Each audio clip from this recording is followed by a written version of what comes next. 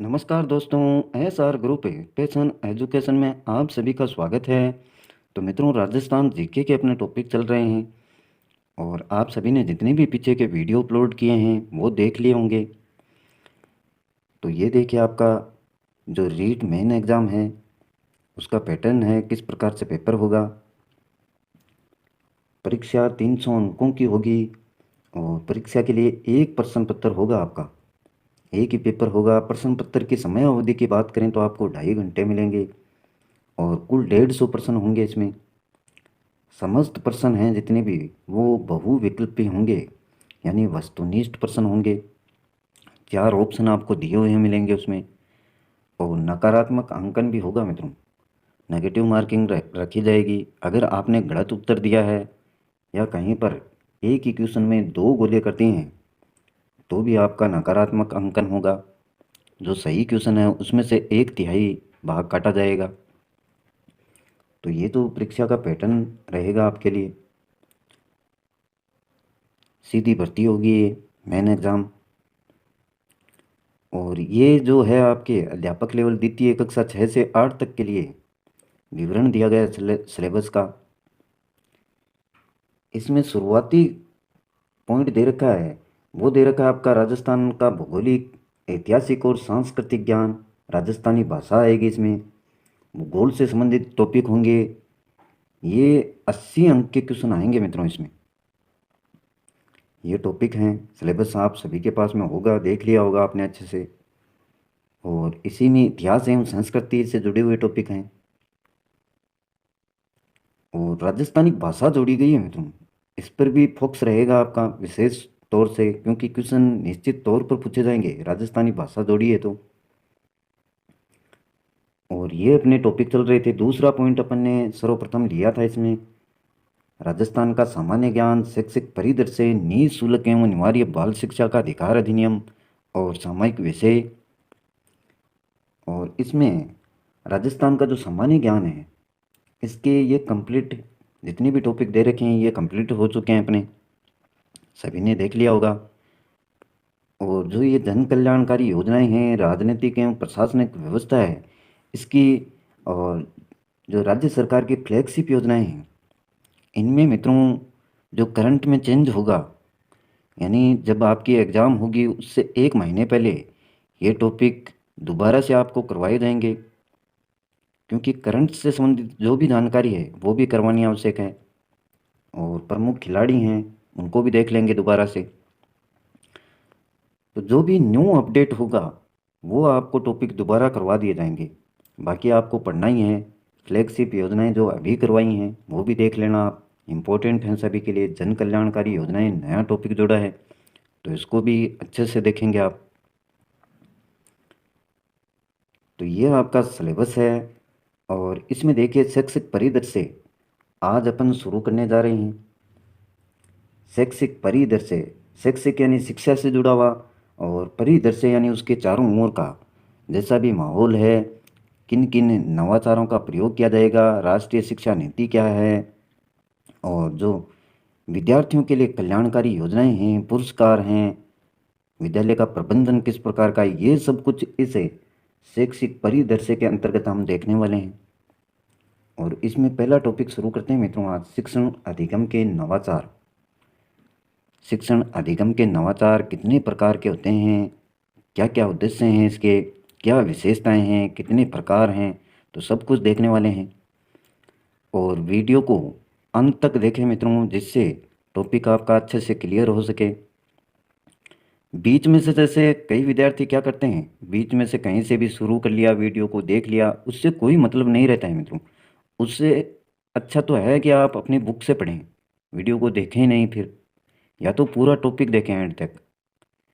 अगर शुरू किया है, आपकी इच्छा है, तभी शुरू करें वीडियो को, नहीं तो कोई आवश्यकता नहीं है। हमें आपकी आवश्यकता नहीं है मित्रों कि आप देखें ही वीडियो को, ये आपकी ज़रूरत है। आपको पता है बहुत ही शानदार मौका है, पोस्ट कम नहीं है और 2-3 साल के बाद में ही आएंगे अब पोस्टें, ये भी आपको पता होगा, क्योंकि राजस्थान सरकार है इतनी शीघ्रता के साथ में भर्ती करवाती नहीं है। तो मेरा तो कहने का औचित्य यही है कि मित्रों अच्छे से जुड़ जाएं और शानदार अपना ग्रुप है, अभी बनाया है नया, मेहनत काफ़ी की जा रही है और काफ़ी संख्या में जुड़े भी हैं। वीडियो को साथ साथ में लाइक करते जाएं, अपने मित्रों के साथ में शेयर करें और सब्सक्राइब नहीं किया चैनल को तो सब्सक्राइब कर लें, जिससे आने वाले प्रत्येक वीडियो के नोटिफिकेशन आपको लगातार मिलते रहें। तो देखते हैं मित्रों, आज का खास टॉपिक आपके लिए शैक्षिक परिदृश्य से जुड़ा हुआ शिक्षण अधिगम के नवाचार। तो परिचय देखिए मित्रों, इसका परिचय क्या है। शैक्षिक नवाचार शिक्षा की विकासोन्मुख रहने वाली प्रक्रिया को प्रदर्शित करने वाली एक नवीन अवधारणा है। नवाचार शब्द का प्रयोग वैज्ञानिक विकास के युग में शैक्षिक तकनीकी के नवीन प्रावधानों के कारण शैक्षिक नवाचार का महत्व और बढ़ गया है। अंतर्राष्ट्रीयता, वैश्वीकरण और जनसंचार के आधुनिक संसाधनों ने इसे आज के युग की एक आवश्यकता के रूप में स्थापित कर दिया है। तो शैक्षिक नवाचार है, उसके द्वारा शिक्षा का विकास किस प्रकार से किया जा सके, नए नए प्रयोगों के द्वारा, चाहे अंतर्राष्ट्रीय स्तर पर हो, वैश्वीकरण की बात हो, तो आधुनिक संसाधनों का प्रयोग करके शिक्षा को और किस प्रकार से बेहतर किया जा सके, ये सिर्फ किया जा सकता है शैक्षिक नवाचारों के प्रयोग के द्वारा। ये परिचय में दे रखा है। अर्थ देखिए क्या है। शैक्षिक नवाचार का अर्थ मीनिंग ऑफ एजुकेशनल इनिशिएशन। एक एक पॉइंट को पढ़ते जाएंगे मित्रों अच्छे से। शैक्षिक नवाचार पर विचार करने से पहले नवाचार शब्द का अर्थ जान लेना आवश्यक है। नवाचार, इसका मित्रों संधि विच्छेद करते हैं नवाचार का, तो नव प्लस आचार बनता है, आपकी दीर्घ संधि होती है इसमें। नवाचार, नव प्लस आचार। नवाचार दो शब्दों नव आचार से मिलकर बना है। नव का अर्थ है नवीन या नया। नव का अर्थ क्या है, नवीन या नया। और आचार का अर्थ होता है आपका व्यवहार अथवा रहन सहन किस प्रकार का है। तो नया व्यवहार देखने को मिलता है नवाचार के द्वारा। आचार को चलन अथवा प्रचलन भी कहा जा सकता है। इस आधार पर शैक्षिक नवाचार को शिक्षा के नवीन प्रचलित व्यवहारों के रूप में परिभाषित किया जा सकता है। नवीन प्रचलित व्यवहार जितने भी हैं उनको क्या है, नवाचार के रूप में परिभाषित किया जा सकता है।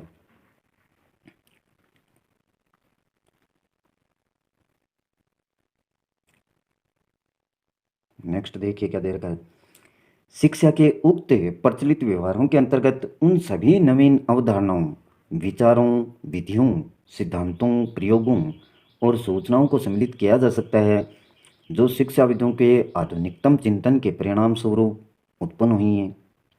जितनी भी सूचनाएं हैं, प्रयोग हैं, सिद्धांत हैं, नई अवधारणाएं हैं, विचार हैं, विधियां हैं, ये सारी जो भी शिक्षाविदों के आधुनिकतम चिंतन के परिणाम स्वरूप उत्पन्न हुई हैं, तो ये शिक्षा के उक्त प्रचलित व्यवहारों के अंतर्गत आती हैं सारी। इस प्रकार नवाचार शैक्षिक तकनीक के रूप में शिक्षा दर्शन, मनोविज्ञान और विज्ञान आदि शिक्षा के समस्त पहलुओं को प्रभावित करता है। कोई भी नवाचार हो, नया प्रयोग करेंगे तो मित्रों वो शैक्षिक नई नई तकनीकों का इस्तेमाल किया जाएगा उसमें, शिक्षा से जुड़ी हुई। और मनोविज्ञान हो, चाहे शिक्षा दर्शन की बात हो या विज्ञान की बात हो, सभी में जितने भी पहलू हैं उनको प्रभावित करेगा। नए प्रयोग करेंगे तो निश्चित रूप से मित्रों या तो उसमें कुछ सुधार देखने को मिलेगा या कुछ उसमें कमियां देखने को मिलेंगी। शैक्षिक नवाचार की भूमिका देखिए क्या है। शैक्षिक नवाचार का कार्य मानवीय तथा गैर मानवीय संसाधनों का शिक्षा के उद्देश्यों की प्राप्ति के लिए यथासंभव कम से कम धन व श्रम को व्यय करके अधिक से अधिक उपलब्धि प्राप्त करना है। तो ये कार्य है इसका शैक्षिक नवाचार का। मानव हो या गैर मानव हो, उनके लिए शिक्षा के जो भी उद्देश्य हैं उनकी प्राप्ति को या प्राप्त करने के लिए कम से कम तो धन व श्रम का व्यय हो और अधिक से अधिक उनको उपलब्धि हो।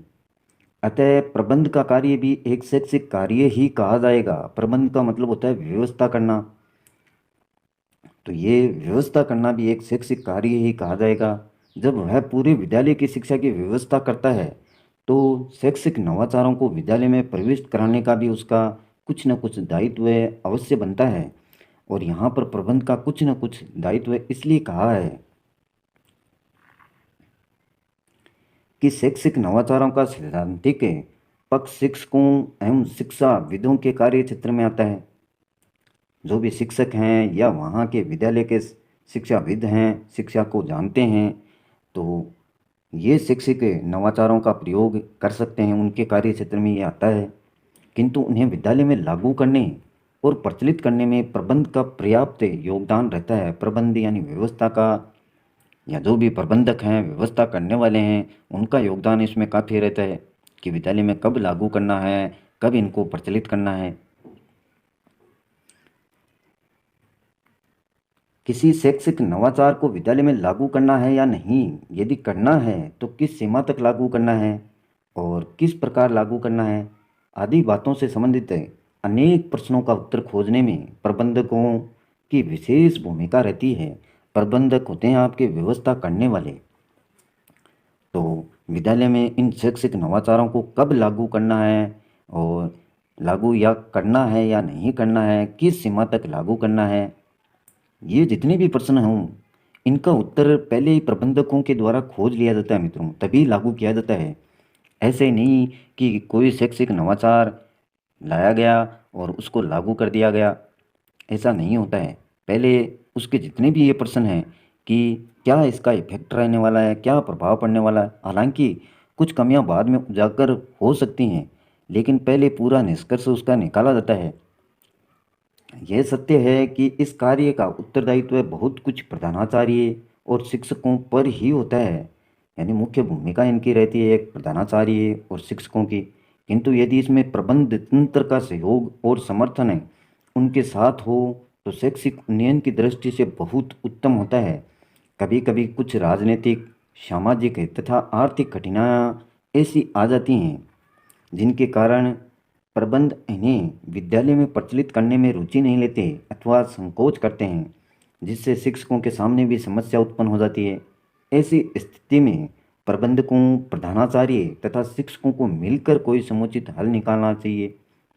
कई कई नवाचार इस प्रकार के प्रयोग किए जाते हैं जिससे या तो उन विद्यार्थियों के माता पिता संतुष्ट नहीं होते हैं, या जहाँ पर विद्यालय स्थापित है मित्रों, वहाँ के जो राजनीतिक के क्षेत्र से जुड़े हुए लोग हैं या सामाजिक जो भी हैं, समाज समाज के क्षेत्र में रहते हैं वो लोग, वो उसका ऑब्जेक्शन उठा लेते हैं मित्रों कि ये नवाचार आपका सही नहीं है, ये जो नया प्रयोग किया है विद्यालय से संबंधित तो ये उचित नहीं है, उसका विरोध करते हैं मित्रों।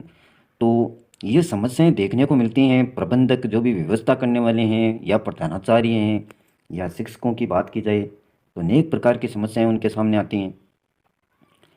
जहाँ तक संभव हो ऐसे प्रयास किए जाने चाहिए जिनसे विद्यालयों को शैक्षिक नवाचारों से वंचित न रहना पड़े, यानी इन सब को समझा के राजनीतिक, सामाजिक या आर्थिक रूप से जुड़े हुए जो भी लोग हैं उनको अच्छे से समझाया जाए। ये जिम्मेदारी प्रबंधकों की, प्रधानाचार्य है या शिक्षकों की होती है, जिससे उसमें शैक्षिक विद्यालय में शैक्षिक नवाचारों को लागू किया जा सके और बालकों का उत्थान हो सके, विद्यालय कर्मोन्नत हो सके। आगे देखिए, इसमें बहुत ही शानदार टॉपिक है मित्रों, इसीलिए लागू किया है। शैक्षिक नवाचारों को सामान्यतः क्षेत्र की सीमा में बांधना एक दुष्कर कार्य है कि एक निश्चित सीमा में इसको बांध दिया जाता है कि यहाँ तक ही रहना चाहिए। ये दुष्कर कार्य है मित्रों। जिस प्रकार शिक्षा की कोई सीमा नहीं होती उसी प्रकार शैक्षिक नवाचार भी गिनाए नहीं जा सकते हैं। कभी कभी कोई नवीन चिंतन अथवा विचार किसी भी प्रकार के शैक्षिक नवाचार को जन्म दे सकता है। जैसे ही किसी शिक्षक या प्रबंधक के मन में विचार आया कि इस प्रकार से हम करेंगे विद्यालय में तो वास्तव में इनको बच्चों को सहायता मिलेगी या विद्यालय का उत्थान होगा, तो इस प्रकार के प्रयोगों को करना चाहिए। किंतु प्रबंध के संदर्भ में यह कहा जा सकता है कि उसे यह देखना आवश्यक होता है कि कोई नवाचार उसके विद्यालय के लिए उपयोगी हो सकता है अथवा नहीं। ये बात पहले देख लेनी चाहिए उसको। जब भी कोई नया नवाचार या शैक्षिक नवाचार लागू किया जाता है तो उस पर पूरी जानकारी होनी चाहिए मित्रों। ये नहीं कि लागू कर दिया ऐसे ही थोप दिया बच्चों पर या विद्यालय पर। उससे पहले उसके लाभ क्या हैं या कोई नकारात्मक पॉइंट तो नहीं है, उसको पहले ही देख लेना चाहिए। इस बात को और अधिक स्पष्ट करने के लिए एक उदाहरण दिया जा सकता है। देखिए,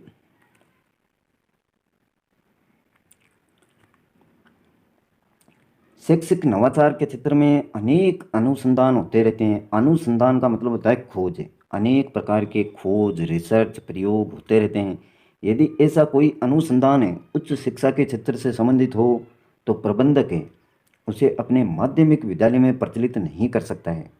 उच्च शिक्षा के क्षेत्र से संबंधित हो, यानी हायर जो भी सेकेंडरी हैं, आपकी विद्यालय हैं, उनसे जुड़ा हुआ है, तो आप माध्यमिक विद्यालय में उसको प्रचलित नहीं कर सकते हैं। इसी प्रकार भारत सरकार की नई शिक्षा नीति 1986 में 10+2+3 शिक्षक शैक्षिक शिक्षा शैक्षिक नवाचार संरचना जो अभी लागू की है, और अल्पसंख्यकों को, पिछड़े व वंचितों की शिक्षा, सतत शिक्षा, शिक्षक प्रशिक्षण, ग्रामीण विद्यालयों के विकास, दूरस्थ शिक्षा व मुक्त विद्यालयों की स्थापना, धर्मनिरपेक्षता और साक्षरता को लागू करने की बात कही है। इन सब नवाचारों में से उनको लागू करना तो प्रबंधकों के लिए आवश्यक होता है, जो सरकार द्वारा अनिवार्य घोषित किए जाते हैं, किंतु ऐच्छिक प्रस्तावों पर उन्हें उनकी उपयोगिता और सार्थकता पर विचार करना पड़ता है। इस दृष्टि से विद्यालयों के लिए शैक्षिक नवाचारों के क्षेत्र व भूमिका को निम्न रूप से वर्णित किया जा सकता है। तो ये पढ़ने वाली बातें हैं। देखिए, कुछ पॉइंट दे रखे हैं, हम इनको देख लेते हैं। अनिवार्य सरकारी नीतियों के अंतर्गत आने वाले शैक्षिक नवाचारों को लागू करना। सरकारी नीतियों के अंतर्गत आने वाले शैक्षिक नवाचारों को लागू करना जो अनिवार्य हैं, इसमें शिक्षा संरचना, पाठ्यक्रम कैसा होना चाहिए, प्रवेश प्रक्रिया किस प्रकार की होनी चाहिए आदि को शामिल किया जा सकता है। यानी शिक्षा की संरचना किस प्रकार की और पाठ्यक्रम कैसा होना चाहिए बच्चों के लिए, प्रवेश प्रक्रिया क्या रखी जानी चाहिए, और विद्यालय प्रबंध में प्रधानाचार्य तथा शिक्षकों की सहभागिता पर विचार करना। यानी दोनों किस प्रकार से मिलकर के काम करेंगे तो विद्यालय का उत्थान होगा। सम्मेलनों, सेमिनारों, गोष्ठियों में प्रस्तावित किए गए नवाचारों पर विचार करना। आसानी से समझ में आने वाले पॉइंट है मित्रों। लोकतांत्रिक मूल्यों को स्थापित करने में नवीन तथ्यों का समावेश करना, परीक्षा प्रणाली एवं व्यवस्था में परिवर्तन करना। जो परीक्षा प्रणाली है वो एक ही ना बनी रहे मित्रों, तो नए नए उसमें भी प्रयोग किए जाएं, व्यवस्था में परिवर्तन किया जाए, जिससे बच्चों का मन पढ़ाई के साथ में जुड़ा हुआ रहे। पाठ्यक्रम में संशोधन करना, ये नहीं कि 10 साल से लगातार वही पाठ्यक्रम चल रहा है, उसमें भी लगातार संशोधन होना चाहिए।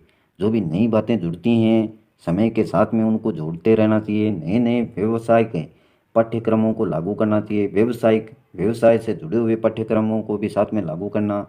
शैक्षिक तकनीकी में होने वाले परिवर्तनों को विद्यालय में प्रचलित करना। तो टेक्निक्स का ज़माना है मित्रों, नई नई टेक्निक्स आ रही हैं, तो उनमें भी जो परिवर्तन होते हैं उनको विद्यालय में प्रचलित करना।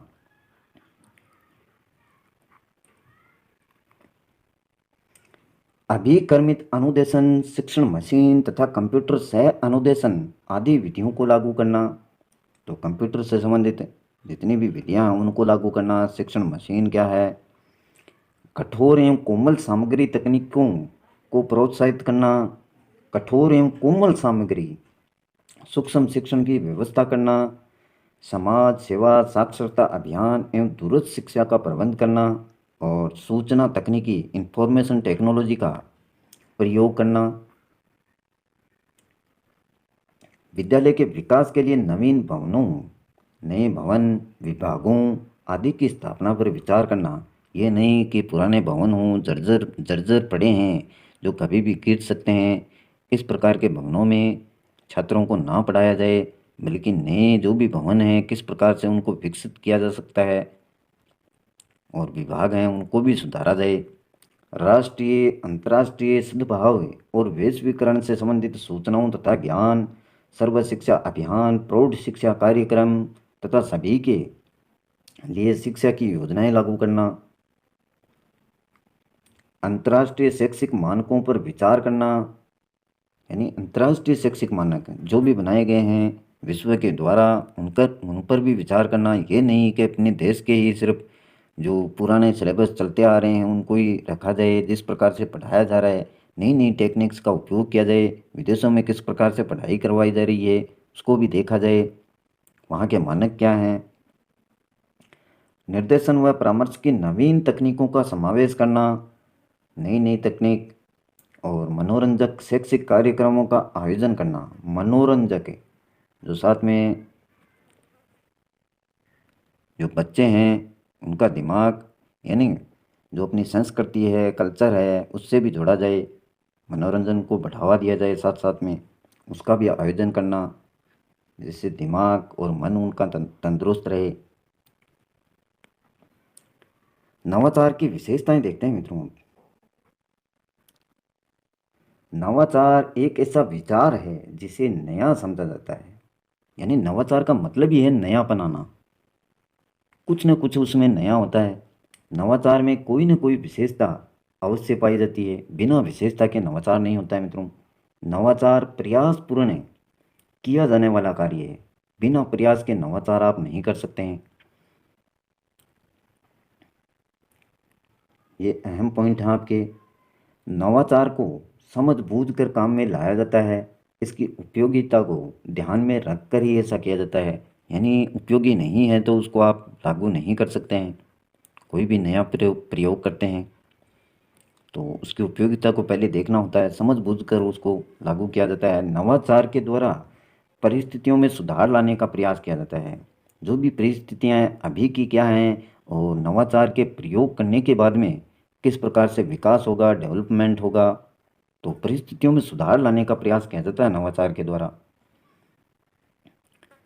नेक्स्ट देखिए, प्रचलित विधियों की अपेक्षा गुणों को ध्यान में रखते हुए, प्रचलित विधियों की अपेक्षा गुणों को ध्यान में रखते हुए नवाचार अधिक श्रेष्ठ अथवा उन्नत माना जाता है। जो भी पहले से विधियाँ चल रही हैं वो तो चल ही रही हैं मित्रों, उनमें सुधार किस प्रकार से किया जा सकता है, तो गुणों को ध्यान में रखते हुए नवाचार का प्रयोग किया जाएगा। नवाचार वह विचार है जिसके मानने या स्वीकार करने वाला उसे नवीन विचार के रूप में देखता है और अनुभव करता है, जहाँ पर भी लागू किया जाता है। अब देखिए मित्रों, नवाचार के उद्देश्य व आवश्यकता, AIIMS and need of innovation. तो उद्देश्य क्या है इसकी और आवश्यकता क्यों पड़ी ये देख लेते हैं। बहुत ही शानदार टॉपिक। पहला दे रखा है कल्याणकारी राज्य की स्थापना, यानी स्वतंत्रता प्राप्ति के पश्चात भारत ने कल्याणकारी राज्य की स्थापना का संकल्प लिया है। इस संकल्प की पूर्ति करने के लिए शिक्षा के क्षेत्र में परिवर्तन करना अति आवश्यक है, और शिक्षा में परिवर्तन के ही परिणाम स्वरूप निःशुल्क शिक्षा, अनिवार्य शिक्षा तथा जन शिक्षा जैसे कार्यक्रमों का आयोजन किया जा रहा है। तो ये शिक्षा में परिवर्तन का असर ही है मित्रों, जिसके द्वारा निःशुल्क शिक्षा प्राप्त हो रही है, अनिवार्य शिक्षा प्राप्त हो रही है और जन शिक्षा जैसे कार्यक्रमों का आयोजन किया जा रहा है। शिक्षा के इन नवीन कार्यक्रमों के संचालन एवं अध्ययन के लिए नवाचार की अति आवश्यकता है, यानी नवीन कार्यक्रम जितने भी संचालन होता है किस प्रकार से उसका संचालन होगा और उनके अच्छे से अध्ययन के लिए नवाचार की आवश्यकता पड़ती है, शिक्षा से जुड़े हुए नवाचार। दूसरा पॉइंट है आपका आर्थिक विकास के लिए। आर्थिक विकास के लिए प्रत्येक देश को आर्थिक विकास करने के लिए अथक परिश्रम करने पड़ते हैं, यानी बहुत ज़्यादा परिश्रम करने पड़ते हैं आर्थिक विकास करने के लिए। और देश में अनेक ऐसी समस्याएं हैं जो देश के आर्थिक विकास पर प्रतिकूल प्रभाव डालती हैं, यानी उसके विपरीत अनेक प्रकार की ऐसी समस्याएं हैं जो देश के आर्थिक विकास पर प्रतिकूल यानी उसके विपरीत प्रभाव डालती हैं। ये समस्याएं हैं निर्धनता यानी गरीबी, अज्ञानता जिसको ज्ञान नहीं है आदि, यानी शिक्षा से जुड़े हुए नहीं है, अज्ञानता फैली हुई है, और निर्धनता यानी जो कमज़ोर वर्ग हैं। तो ये बहुत सारी समस्याएं हैं मित्रों जो प्रतिकूल प्रभाव डालती हैं। इन समस्याओं को दूर करने के लिए शिक्षा का विस्तार करना आवश्यक है। बिना शिक्षा के विस्तार के व्यक्ति वैसे ही निर्धन बना रहेगा, अज्ञानता उसमें छाई रहेगी। तो शिक्षा का विस्तार करना बहुत ही ज़रूरी है। और शिक्षा का विस्तार करने के लिए नवीन विचारों, कार्यक्रमों तथा नवाचारों की आवश्यकता होती है मित्रों।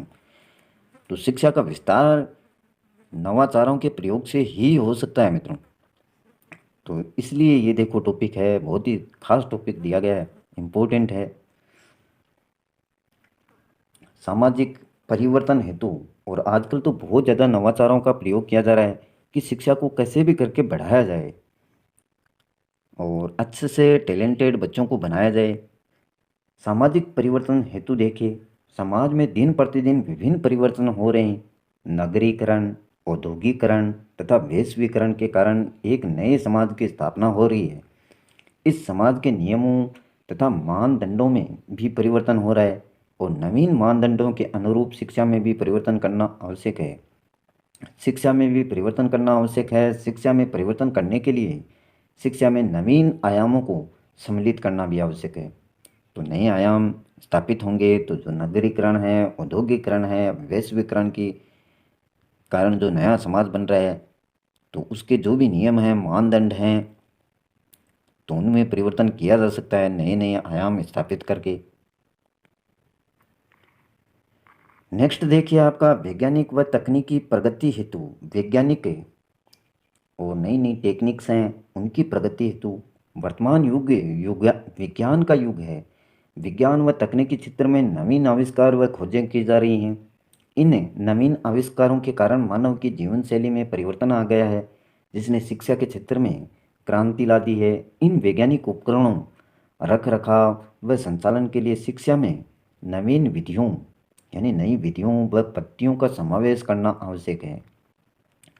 तो विज्ञान भी मित्रों, विज्ञान में भी नए नए प्रयोग होते रहते हैं, अनेक प्रकार के टेक्निक का या तकनीकी का प्रयोग किया जा रहा है, जिससे ये आविष्कार होना संभव है। नए नए विज्ञान आविष्कार कर पाता है। अगर वह प्रयोग नहीं करता तो इतने उपग्रह हैं या जो ब्रह्मांड की जानकारी है वो कैसे मिल पाती। तो इन सभी में नवाचारों का प्रयोग किया जाता है। अतः विज्ञान व तकनीकी क्षेत्र में भी नवाचारों की अति आवश्यकता है। नेक्स्ट पॉइंट है आपका मानव संसाधन के विकास हेतु। मानव संसाधन के विकास हेतु, मानव समाज का महत्वपूर्ण अंग है, अतः समाज का विकास करने के लिए मानव का विकास करना अति आवश्यक है। समाज का विकास करने के लिए मानव जरूरी है और मानव का विकास होगा तभी समाज का विकास होगा मित्रों। मानव का विकास शिक्षा के माध्यम से ही किया जा सकता है। किसके माध्यम से? शिक्षा के माध्यम से ही। अतः मानव संसाधन का विकास करने के लिए शिक्षा में नवीन आयामों को सम्मिलित करना अति आवश्यक है। छठा पॉइंट देखिए, आसानी से समझने वाली बातें हैं मित्रों, पढ़ने मात्र से आपके समझ में आ जाएंगी। रोजगार के अवसरों में वृद्धि हेतु, अब रोजगार के अवसर किस प्रकार से बढ़ाए जा सकते हैं, उनके लिए भी नवाचारों का प्रयोग किया जाता है। समाज के रूप में होने वाले परिवर्तनों के फलस्वरूप आर्थिक आवश्यकताओं में भी परिवर्तन आ गया है। आर्थिक आवश्यकताओं में वृद्धि के कारण शिक्षा का स्वरूप पूर्णतः रोजगार परक हो गया है। यानी शिक्षा शिक्षा को सिर्फ इसीलिए ग्रहण किया जाता है ज़्यादातर क्षेत्रों में कि कैसे भी करके नौकरी पा ली जाए, एक अच्छी जॉब पा ली जाए हमारे द्वारा। और आर्थिक आवश्यकताएं मित्रों बहुत सारी हो गई हैं। आजकल तो घर घर में जैसे 5 मोबाइल हैं, 5 सदस्य हैं, 5 मोबाइल हैं, महीने का 1500 2000 रुपये का खर्चा आता है। तो आर्थिक आवश्यकताएं ज़्यादा होने के कारण जो शिक्षा है उसको भी सिर्फ रोजगार के लिए ग्रहण किया जा रहा है। और हालांकि ये उचित नहीं होता है मित्रों कि शिक्षा को सिर्फ रोजगार के लिए ग्रहण किया जाए। एक अच्छा व्यक्तित्व बनाने के लिए भी शिक्षा को ग्रहण करना जरूरी है। वर्तमान समय में वह शिक्षा पूर्ण रूप से निरर्थक होती है जो आजीविका प्रदान करने में असमर्थ होती है। अतः शिक्षा को रोजगारप्रद बनाने के लिए उसमें नवाचारों को समाहित करने की आवश्यकता होती है, जिससे शिक्षा वर्तमान युग से संबंधित हो सके और रोजगार के अधिक से अधिक अवसर प्रदान कर सके। अतः इस प्रकार से यह कहा जा सकता है कि तकनीकी व सामाजिक परिवर्तनों की दृष्टि से नवाचार की अत्यंत आवश्यकता है। इन नवाचारों को शिक्षा के क्षेत्र में प्रयोग करके तकनीकी व सामाजिक उन्नति की जा सकती है, परंतु इन नवाचारों का प्रयोग करने के लिए अधिक वित्त की भी आवश्यकता होती है, यानी अधिक पैसे रुपए चाहिए उसके लिए। नवाचार ऐसे ही नहीं उत्पन्न किए जा सकते हैं मित्रों, उनके लिए खर्चा भी चाहिए। नवाचार के क्षेत्र में सफलता पाने के लिए वैज्ञानिकों द्वारा काफ़ी समय से प्रयास किया जा रहा है, और नवाचारों को अस्तित्व में लाने के लिए अनेक उद्यमियों, जिनके पास में पैसे हैं खूब सारे, उद्यमियों के सहयोग की भी आवश्यकता होती है। नवाचार के संदर्भ में अनेक अनुसंधान किए गए हैं, खोज की गई हैं, और इन अनुसंधानों के तथ्यों से स्पष्ट है कि यह ऐतिहासिक नवाचार की घटना मात्र कुछ बुद्धिमान व अति प्रतिभाशाली व्यक्तियों की चमत्कारिक व्यावसायिक उपलब्धता से परे, तकनीकी विज्ञान व सामाजिक संस्थाओं के निर्माण व विकास में देश द्वारा एक लंबी अवधि तक किए गए सही व समुचित निवेश का सुपरिणाम है। नेक्स्ट देखिए इसमें क्या दे रखा है। ये पढ़ने वाला मैटर है, जल्दी से पढ़ लेते हैं इसको। यदि हम अंतर्राष्ट्रीय व विकसित देशों जैसे यूरोप, अमेरिका का उदाहरण देखें तो हमें स्पष्ट हो जाता है कि इन देशों ने 19वीं शताब्दी के उत्तरार्ध व 20वीं शताब्दी के पूर्वार्ध, यानी 19वीं शताब्दी के पूर्ण होने पर वह 20वीं शताब्दी के शुरुआत में अपने विश्वविद्यालयों, तकनीकी व व्यावसायिक प्रशिक्षण व अनुसंधान संस्थाओं के विकास में लंबी अवधि तक लगातार निवेश किया, यानी लगातार रुपये खर्च किए किए इसमें, कि कैसे भी करके इनके व्यावसायिक जो प्रशिक्षण हैं, अनुसंधान संस्थाएं हैं, विश्वविद्यालय हैं, अनेक प्रकार के टेक्निक्स हैं, उनको बढ़ावा दिया जा सके। यूरोप की बात की जाए, अमेरिका की बात की जाए, जिसके फलस्वरूप ये संस्थाएं ऐतिहासिक रूप से समृद्ध होकर उभरी, और वहाँ पर अनेकों बुद्धिजीवियों, कुशल वैज्ञानिकों व उद्यमशील प्रबंधकों का निर्माण व विकास हुआ, जो अपनी नवाचारपूर्ण तकनीकी व व्यावसायिक कौशल व प्रतिभा से इन देशों में ही नहीं अपितु अपनी बहुराष्ट्रीय कंपनियों की सहायता से संपूर्ण विश्व में तकनीकी व सामाजिक क्रांति लाने व अपने देश की तकनीकी व सामाजिक योग्यता श्रेष्ठता का विश्व भर में परचम लहराने में सफल रहे हैं।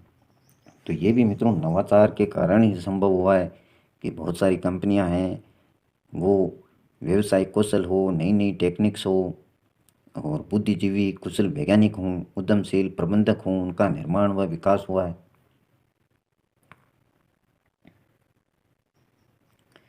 आगे देखिए, अतः भारत को भी इन्हीं देशों की तरह प्रतिभाशाली मानव संसाधन की योग्यता में निखार लाने व उनके नवाचारपूर्ण विचारों व उद्यमशीलता का सदुपयोग करने की आवश्यकता है, ताकि निकट भविष्य में एक विकसित व उन्नत भारत का निर्माण हो सके।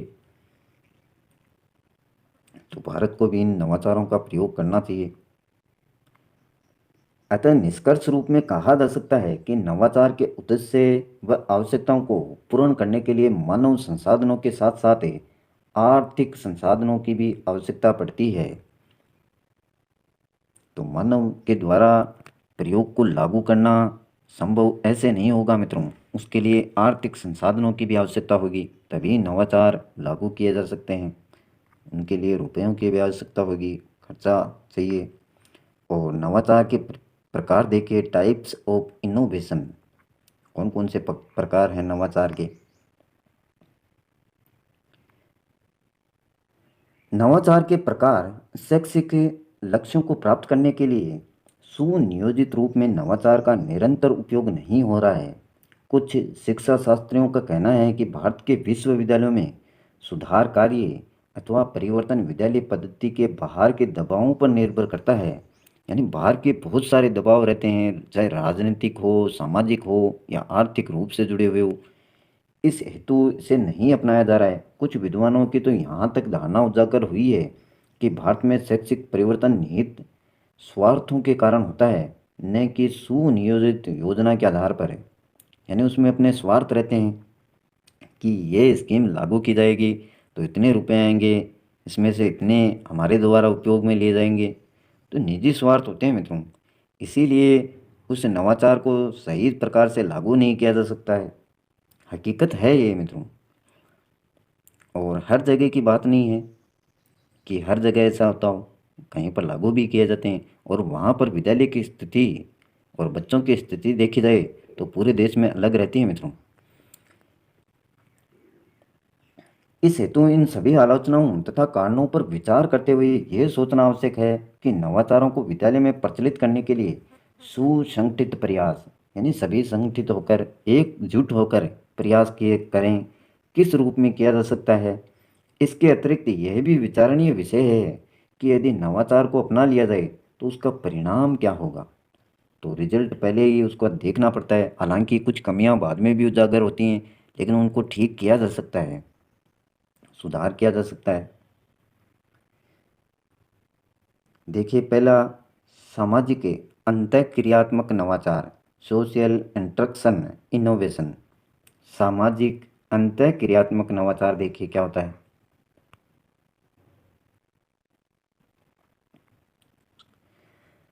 नवाचारों को उसके गुणों व विशिष्टताओं के आधार पर चयन करके विद्यालय में उसी अवस्था में स्वीकार किया जा सकता है जब उसके विषय में जानकारी विद्यालय के प्रतिपालक शिक्षक द्वारा प्राप्त हो। इसलिए कोई भी नवाचार विभिन्न लोगों, संस्थाओं एवं अभिकरणों के परस्पर सामाजिक अंतःक्रिया द्वारा प्रसारित होता है। इसलिए इस प्रकार के नवाचार को सामाजिक अंतःक्रियात्मक नवाचार कहा गया है। यानी विद्यालय के जो बाहरी लोग हैं, शिक्षक हैं और अलग अलग प्रकार की संस्थाएं हैं, वो आपस में जुड़कर अगर नवाचार को लागू करती हैं तो ये सामाजिक अंतःक्रियात्मक नवाचार कहलाएगा। और दूसरा दे रखा है समस्या समाधानात्मक नवाचार, यानी प्रॉब्लम सॉल्विंग इनोवेशन। जब किसी समस्या के समाधान तथा वांछित परिवर्तन के लिए किसी नवाचार को चुना जाता है तो उसे समस्या समाधानात्मक नवाचार कहते हैं।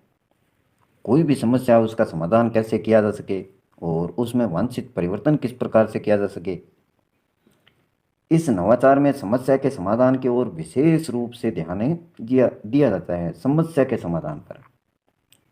तो ये है आपका समस्या समाधानात्मक नवाचार। ये दो प्रकार हैं मित्रों। अब देखें नवाचार में बाधाएं कौन कौन सी आती हैं। नवाचार में बाधाएं,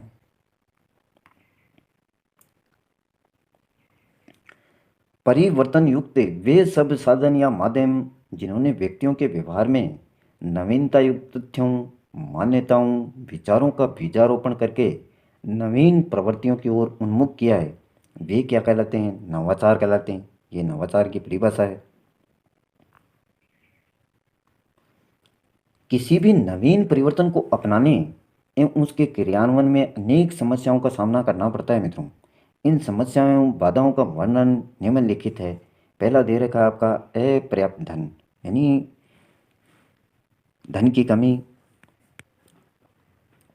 तो देखिए, एक नवाचार को प्रारंभ करने के लिए पर्याप्त धन की आवश्यकता होती है। पर्याप्त धन के अभाव में नवाचार के कार्यक्रमों का संचालन नहीं किया जा सकता है। तो अगर आपके पास में धन का अभाव है तो आप नए नवाचार हैं, नए कार्यक्रम हैं, उनका संचालन नहीं कर सकते। चाहे कोई भी प्रोग्राम हो मित्रों, आप विद्यालय में देखते होंगे वार्षिक उत्सव मनाया जाता है तो उसके लिए धन की आवश्यकता होती है। वहाँ पर टेंट भी लगाना पड़ता है, स्पीकर भी लगाने पड़ते हैं, और भी जो भी गायकार हैं या साउंड सिस्टम है। तो नया कार्य कोई भी हो, जैसे विद्यालय का कोई बिल्डिंग बनानी है, दूसरे क्षेत्र में कोई टॉयलेट वगैरह अन्य बनाने हैं या वहाँ पर पेड़ पौधे लगाने हैं, तो उनके लिए धन की तो आवश्यकता पड़ेगी मित्रों। कई उत्कृष्ट नवाचारों की आवश्यकता है परंतु धन की कमी के कारण प्रयोग नहीं किए जा रहे हैं। तो ये भी एक समस्या है नवाचारों के प्रयोग करने में। और दूसरी समस्या देखें मित्रों, समाज का भय। समाज का भय बना रहता है। जैसे मान लीजिए कोई आपने नई स्कीम लागू कर दी विद्यालय में और उससे आप जो बच्चा है, स्टूडेंट है, उसके माता पिता संतुष्ट नहीं है या समाज के लोग हैं, राजनीति से जुड़े हुए लोग हैं, उन्होंने ऑब्जेक्शन उठा दिया तो उसको लागू नहीं किया जा सकता है। इसलिए समाज का भय हर समय बना रहता है। मनुष्य एक सामाजिक प्राणी है, समाज से जुड़ा हुआ प्राणी है, सभी मिलजुल कर रहते हैं। सामाजिक प्राणी होने के कारण उसे समाज के मूल्यों, आदर्शों, परंपराओं का सम्मान, ये देखिए अहम पॉइंट है। जो परंपराएं हैं उनके खिलाफ आप नहीं जा सकते हैं। खिलाफ जाते हैं तो आपका ऑब्जेक्शन होगा मित्रों। और तब आपको जो भी नवाचार प्रयोग किया आपने उसको समझाना होगा, उनको अच्छे से समझाना होगा। अगर वो समझ पाते हैं तो ठीक है, नहीं तो आपको निरस्त भी करना पड़ सकता है, क्योंकि सामाजिक प्राणी हैं आप, समाज से जुड़े हुए हैं। वह इनके विरुद्ध नहीं जा सकता है। इन्हीं सामाजिक परंपराओं के कारण वह कुछ नया सोचने में डरता है। कोई भी व्यक्ति हो कि यार ये मैं चालू करना चाहता हूँ, इस प्रकार की स्कीम है मेरे पास में, लागू करूँगा तो बच्चों का भविष्य बनेगा, बच्चों के लिए फ़ायदेमंद है।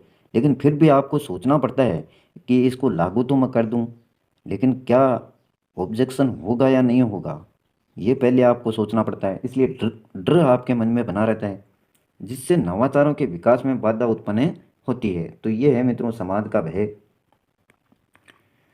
नेक्स्ट पॉइंट देखिए, असफलता का भय। जो भी नवाचार आपने प्रयोग किया है, धरातल पर उतारा है, क्या वो सफल होगा, ये एक डर बना रहता है, यानी असफलता का भय। मनुष्य अपना प्रत्येक कार्य किसी सफलता की आशा से करता है कि वो सफल हो जाए कैसे भी। यदि उसे आशा होती है कि किसी न नवीन विचार के माध्यम से उसे भविष्य में सफलता प्राप्त होगी, तो वह उस विचार को अपने मस्तिष्क में लाता है। परंतु यदि किसी नवीन विचार या कार्य के माध्यम से भविष्य में असफलता का भय होता है, तो उस नवीन विचार से वह विरत हो जाता है, यानी उससे अलग हो जाता है। इस प्रकार की कि असफलता रहती है कि असफल भी हो सकता है, डर बना रहता है एक मन में। यह असफलता का भय नवाचार के मार्ग में बाधा उत्पन्न करता है। तो यह आपका तीसरा पॉइंट है। चौथा पॉइंट देखिए मित्रों, आत्मविश्वास का अभाव।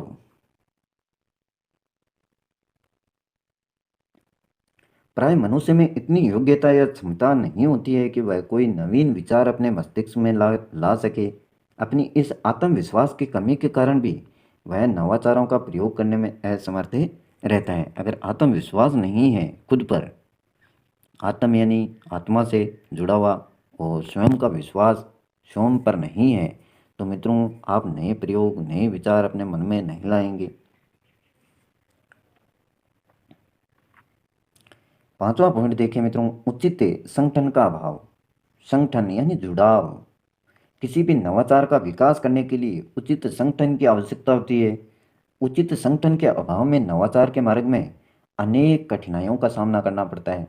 जैसे ये आपका प्रधानाध्यापक है और यह आपके 5 शिक्षक हैं, और इनमें अगर जुड़ाव नहीं है मित्रों, तो उस विद्यालय में जो भी नवाचार लागू कर रहे हैं वो सही प्रकार से लागू नहीं हो पाएगा।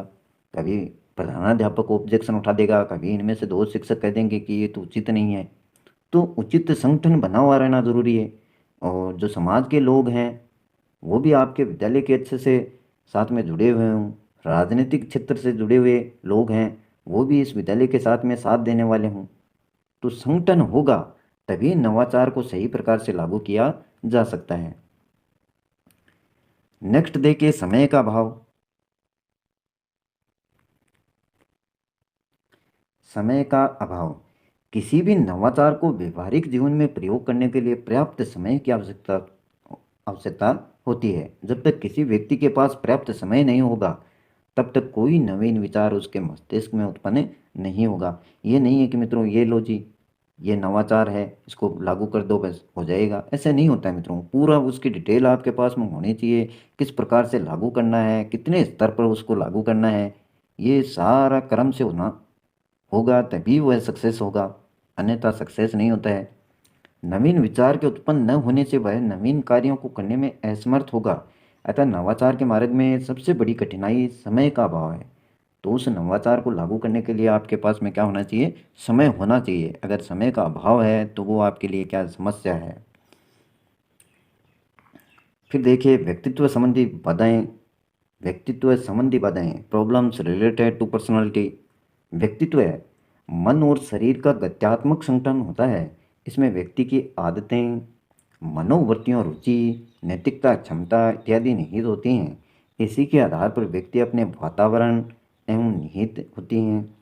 नवाचारों से अंतः क्रिया द्वारा समायोजन स्थापित करता है, और अतः व्यक्तित्व का अपूर्ण विकास भी नवाचार के लिए बाधा उत्पन्न कर सकता है। तो व्यक्तित्व आपका किस प्रकार का है, और आप समायोजन स्थापित करने में सक्षम हैं या नहीं हैं, आपकी आदतें किस प्रकार की हैं, रुचि किस प्रकार की है, और नैतिकता से जुड़ाव कितना है। तो ये सारी नवाचारों के प्रयोग करने में अहम भूमिका निभाती हैं। अगर ये सही प्रकार से आप में नहीं हैं तो ये व्यक्तित्व संबंधी बाधाएं कहलाएंगी आपकी, जो नवाचारों के प्रयोग करने में बाधा उत्पन्न करती हैं। आठवां देखिए, अज्ञान जनित बाधाएं। अज्ञान जनित बाधाएं निरक्षरता व अंधविश्वास पर आधारित होती हैं। इसमें किसी नवाचार के बारे में पूर्ण रूपेण जानकारी न होना, मित्र मंडली द्वारा नवाचारों को महत्व न देना, बिना जानकारी के नवाचारों का विरोध करना इत्यादि बातें निहित होती हैं। जैसे मान लीजिए किसी विद्यालय में किसी शिक्षक ने नवाचार का प्रयोग किया विद्यालय के उत्थान के लिए, और ये जो बाहरी लोग हैं, सामाजिक प्राणी हैं, समाज से जुड़े हुए लोग हैं, और इनमें से कई असाक्षर हैं जो पढ़े लिखे नहीं हैं, तो ये इसका विरोध करते हैं। इनको हालांकि पता नहीं होता है इसके बारे में कि अच्छाइयाँ क्या हैं इसकी, फिर भी विरोध करते हैं। तो ये मित्रों अज्ञानता से जुड़ी हुई बाधाएं हैं। इस प्रकार की बाधाएं नवीन जो नवाचार हैं उनका प्रयोग करते हैं तो देखने को मिलती हैं। अब देखिए मित्रों, बाधाएं तो बहुत सारी आती हैं, लेकिन इन बाधाओं को दूर कैसे किया जाए, क्या क्या उपाय हैं। नवाचार की बाधाओं को दूर करने के उपायों का वर्णन निम्नलिखित है। नवाचार को सफल बनाने के लिए ऐसे परिवेश का निर्माण करना होगा जिसमें व्यक्ति की आदतों में वांछित परिवर्तन लाया जा सके। तो आदतें सुधारनी होंगी उन नवाचारों को सफल बनाने के लिए, ऐसे परिवेश का निर्माण करना होगा जिससे सफल हो जाए वो। और नेक्स्ट है आपका, नैतिकता की बाधा को दूर करने के लिए ग्रहणकर्ता के मन में नवाचार के प्रति विश्वास जागृत करना होगा। आपको विश्वास दिलाना होगा कि इस प्रकार से ये प्रयोग करेंगे, ये नया नवाचार अपन काम में लेंगे तो इस प्रकार से विद्यालय का उत्थान होगा, इस प्रकार से बच्चों का उत्थान होगा। तो ये ग्रहणकर्ता जो भी हैं उनके मन में आपको विश्वास जागृत करना होगा। तीसरा पॉइंट देखिए, तीसरा पॉइंट है असुरक्षा की भावना के उन्मूलन के लिए अधिकारियों द्वारा ग्रहणकर्ता को संरक्षण दिया जाए जिससे उसका हौसला बढ़े। असुरक्षा की भावना के उन्मूलन के लिए यानी असुरक्षित महसूस न करें, इसके लिए अधिकारियों द्वारा जो भी ग्रहण करता है उनको संरक्षण दिया जाए जिससे उसका हौसला बढ़े।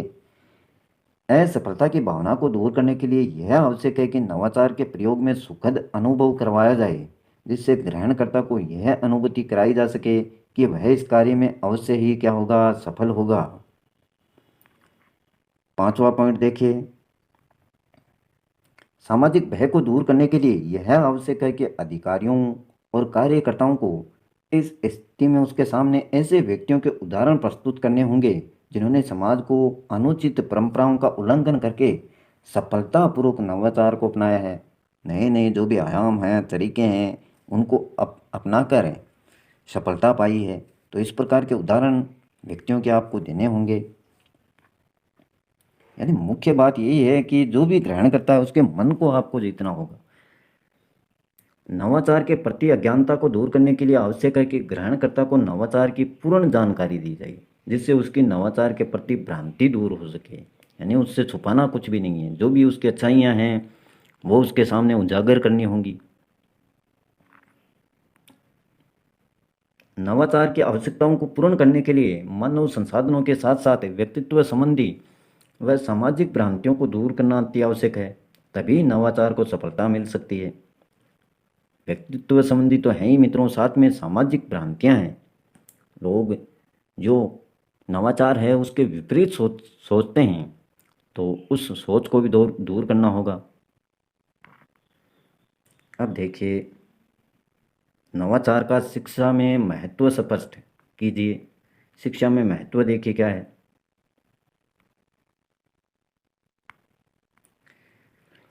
नवाचार का शिक्षा में महत्व है। औद्योगिकरण की प्रक्रिया के परिणाम स्वरूप एक नवीन समस्या उत्पन्न हो गई है। लोग अपने परंपरागत स्थानों को छोड़कर ऐसे स्थानों को भाग रहे हैं जहां बड़े उद्योग हों। परिणाम स्वरूप ग्राम के ग्राम उजड़ते जा रहे हैं और नगरों पर निरंतर भारी दबाव बढ़ रहा है। औद्योगिकरण ने समाज की गतिशीलता में बड़ी वृद्धि की है। इससे नगर के विद्यालयों पर भी दबाव बढ़ रहा है। ये तो स्वाभाविक है मित्रों। अगर गांवों से लोग शहरों की तरफ लौटेंगे तो शहर में जो विद्यालय स्थापित हैं वहाँ पर निश्चित तौर पर जो आबादी है, संख्या है, वो बढ़ेगी। ऐसी स्थिति में इस बढ़ते जनसमूह को शिक्षित बनाने में शिक्षा के कार्यक्रम में और पाठ्यक्रम में गहन परिवर्तन की आवश्यकता है। यही नवाचार का कार्य प्रारंभ में होता है। नेक्स्ट देखिए, देश में बेरोजगारी बढ़ती जा रही है। ये किसी से छुपी हुई नहीं है, इसीलिए लोग दिन रात मेहनत कर रहे हैं मित्रों। करोड़ों किशोर और युवक रोजगार की तलाश में नगरों की ओर दौड़े आ रहे हैं। अतः ऐसी शिक्षा की व्यवस्था करनी होगी जो व्यवसायोन्मुख हो, यानी व्यवसाय की तरफ बढ़ावा दिया जाए। विश्व में विज्ञान द्रुत गति से अग्रसर हो रहा है। उपग्रह छोड़े जा रहे हैं, नए नए अस्त्र शस्त्र विकसित किए जा रहे हैं। विद्युत आणविकी इलेक्ट्रॉनिक्स ने तो उद्योग जगत में हलचल उत्पन्न कर दी है। संगणक यानी कंप्यूटर धीरे धीरे आगे बढ़ता हुआ अपने प्रभुत्व का प्रसार कर रहा है। लगातार नए नए क्षेत्र में कंप्यूटर को इस्तेमाल किया जा रहा है, या ये कहें कि हर क्षेत्र में। शिक्षा को आधुनिक गतिविधियों के साथ चलने हेतु इन परिवर्तनों की श्रृंखला को आत्मसात करके नई दिशा में आगे बढ़ना होगा। यह कार्य शैक्षिक नवाचार के द्वारा ही संभव हो सकता है। शुरुआती देखिए मित्रों, जो भी ज्ञान दिया जाता है बच्चे को और वो आजीवन जुड़ा रहता है उसके साथ में, तो शैक्षिक नवाचार इसीलिए उपयोगी हैं। उसी समय अगर उसको सिखा दिया जाएगा अच्छे से, तो वो ज़िंदगी भर उसके काम में आएगा। और नवाचार का प्रयोग नहीं करेंगे, वही पुरानी शिक्षा उसको देते रहेंगे, तो फिर उसका उत्थान नहीं हो सकता है। इसलिए शैक्षिक नवाचार आवश्यक हैं। और नवाचार का शिक्षा में महत्व का वर्णन निम्न बिंदुओं के अंतर्गत किया जा सकता है। पहला देखिए, वस्तुनिष्ठ प्रश्न। वस्तुनिष्ठ प्रश्न परीक्षा प्रणाली में परिवर्तन हेतु वस्तुनिष्ठ प्रश्नों पर आधारित प्रश्न पत्रों के निर्माण पर निरंतर बल देना चाहिए। वस्तुनिष्ठ प्रश्न जैसे आपके कंपटीशन एग्जाम में आते हैं, 4 ऑप्शन दिए जाते हैं, जिससे क्या है वो अपने मस्तिष्क का इस्तेमाल करता है सही प्रकार से। नहीं तो जैसे अपने व्याख्यात्मक प्रश्न आते हैं, विविधात्मक या लघुतरात्मक, दीर्घ लघुतरात्मक, जो भी आते हैं, निबंधात्मक आते हैं आपके, उसमें क्या होता है मित्रों, चीटिंग भी कर सकता है, किसी से पूछ भी सकता है, अपने मस्तिष्क का कम इस्तेमाल करता है। लेकिन इसमें वस्तुनिष्ठ प्रश्नों में क्या है, वह अपने दिमाग को दौड़ाएगा। तो इनका प्रयोग करना चाहिए, अधिक से अधिक किस प्रकार से किया जा सकता है। और दूसरा पॉइंट है आपका अंतःक्रिया विश्लेषण। अंतःक्रिया विश्लेषण अध्यापक एवं छात्र के मध्य संचालित होने वाले व्यवहारों को अंकित करने के उद्देश्य से अंतःक्रिया विश्लेषण का विकास करना। अध्यापक एवं छात्र के मध्य संचालित होने वाले जितने भी व्यवहार हैं उनको अंकित करने के लिए या उनके अंकित करने के उद्देश्य से अंतःक्रिया विश्लेषण का विकास करना। तीसरा है आपका प्रभावपूर्ण प्रविधियाँ। छात्राध्यापकों में शिक्षण कौशलों के विकास हेतु सूक्ष्म शिक्षण तथा अनुकरणीय शिक्षण जैसी प्रभावपूर्ण प्रविधियों को प्रयुक्त करना। और चौथा पॉइंट है आपका प्रभावी अनुदेशन। अनुदेशन को प्रभावी बनाने के उद्देश्य से व्यक्तिनिष्ठ अनुदेशन, कंप्यूटर सहायक अनुदेशन तथा अभिक्रमित अध्ययन का विकास करना। सामूहिक अनुदेशन की बात की जाए तो सामूहिक अनुदेशन के क्षेत्र में अनेक नवीन विधियों का विकास करना। तकनीकी आधार में सर्वदर्शी साधनों के प्रयोग को तकनीकी आधारों पर सुव्यवस्थित करना, अच्छे से उनको लागू करना। सर्वदर्शी साधन हैं जितने भी।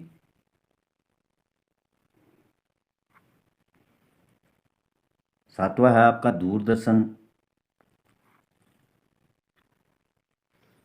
दूरदर्शन सामूहिक शिक्षण की दृष्टि से क्लोज्ड सर्किट दूरदर्शन का एक महत्वपूर्ण उपागम के रूप में उभरना। सामूहिक शिक्षण दूरदर्शन के द्वारा किया जा सकता है, करवाया जा सकता है। आठवां पॉइंट है राष्ट्रीय उपग्रह दूरदर्शन। राष्ट्रीय उपग्रह दूरदर्शन प्रत्येक व्यक्ति को शिक्षा सुलभ कराने की दृष्टि से राष्ट्रीय उपग्रह दूरदर्शन योजना पर आधारित प्रयोग करना। और नौवां है आपका व्यवसायिक शिक्षा, व्यवसाय से संबंधित। समाज उत्पादक कार्यों को पाठ्यक्रम में स्थान देकर व्यावसायिक शिक्षा का विस्तार करना। ये कुछ पॉइंट हैं, देख लेते हैं। तकनीकी माध्यमों का प्रयोग, शिक्षा के क्षेत्र में शैक्षिक तकनीकी के माध्यम से शिक्षा को वस्तुनिष्ठ, नियोजित एवं विकासोन्मुख के साधन के रूप में परिवर्तित करना। आजीवन शिक्षा यानी आजीवन शिक्षा की अवधारणा को क्रियान्वित करने के लिए अविरल अथवा सतत शिक्षा की व्यवस्था करना, बिना रुके लगातार शिक्षा की जो भी व्यवस्था है वो करना। और अनौपचारिक शिक्षा, औपचारिक शिक्षा के स्थान पर अनौपचारिक शिक्षा को अधिक महत्व दिए जाने की निरंतर संस्तुति की जा रही है। और व्यापकतम शिक्षा प्रत्येक व्यक्ति को सुशिक्षित बनाने के उद्देश्य से दूरी की शिक्षा पर निरंतर बल दिया जाना। निर्विद्यालयीकरण अथवा विद्यालयों के स्थान पर कौशलों का विकास करने वाले केंद्रों की स्थापना के विचार को समस्त विश्व में मान्यता प्रदान करना। दर्श सर्वे साधनों का विस्तार, शिक्षण एवं अनुसंधान के क्षेत्र में हार्डवेयर उपागम अथवा दर्श सर्वे साधनों का विस्तार करना। जीवन से समानता, शिक्षा को जीवन से संबंधित करने के लिए और व्यावसायिक शिक्षा को सामान्य शिक्षा से संयुक्त करने की योजनाओं पर बल देना। प्रौढ़ शिक्षा के लिए अनेक कार्यक्रम प्रस्तुत करना। 18वां पॉइंट है आपका समान शैक्षिक अवसर प्रदान करना। प्रत्येक व्यक्ति को समान रूप से शैक्षिक अवसर सुलभ कराने के लिए विश्वविद्यालयों की स्थापना करना। उपयोगी परिवर्तन देखिए, पाठ्य पुस्तकों के स्वरूप यानी उनकी बनावट एवं मूल्यांकन की प्रविधियों में भी अनेक परिवर्तन लाना, ये उपयोगी परिवर्तन है आपके। अंतर अनुशासन उपागम, ज्ञान को एकत्रित करने के उद्देश्य से अंतर अनुशासन उपागम को प्रयुक्त करने पर निरंतर बल देना। तो ये था मित्रों आज का खास टॉपिक, नवाचारों से संबंधित शैक्षिक परिदृश्य के अंदर ये दिया हुआ है मित्रों। और रीट मेन एग्जाम में निश्चित तौर पर इसमें से क्वेश्चन आएंगे। तो टॉपिक अच्छे से आपका तैयार हुआ होगा। और वीडियो अच्छा लगे तो लाइक करना मित्रों, अपने मित्रों के साथ में शेयर करना। और चैनल को सब्सक्राइब नहीं किया तो प्लीज़ सब्सक्राइब कर लें, जिससे आने वाले प्रत्येक वीडियो के नोटिफिकेशन आपको लगातार मिलते रहें। और ये टॉपिक मित्रों क्रम से इसी प्रकार से चलते रहेंगे। आपका पूरा सिलेबस करवा दिया जाएगा एग्ज़ाम से पहले और रिवाइज भी होगा। साथ साथ में बहुत सारे टेस्ट हैं, बड़े पेपर हैं, वो भी करवाए जाएंगे। आप अभ्यास काफ़ी करवाया जाएगा। तो इसलिए चैनल से जुड़े रहें और भी अपने मित्रों को जोड़ें मित्रों, जिससे चैनल आगे बढ़े। आज के लिए बस इतना ही। कल फिर मिलते हैं एक नए टॉपिक के साथ। तब तक के लिए जय हिंद, जय भारत।